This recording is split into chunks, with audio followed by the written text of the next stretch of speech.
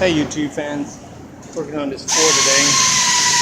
Coming in, it has water getting inside the fuel. Got it opened up, dug into it today.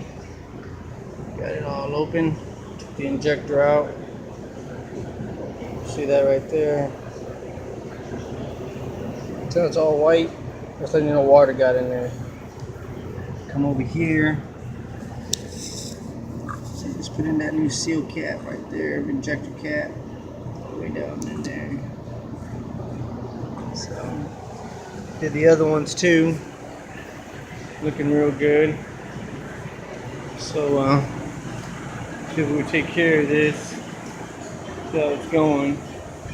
Got this Ford engine back in, looking good. Another stab, closing up. Looking real nice. Got the Ford steering column, that Ford back there, all built. Did quite a bit of work today, but we're going to focus on this Ford, trying to get it done, and probably have to open up the other side and inspect it. But stay tuned.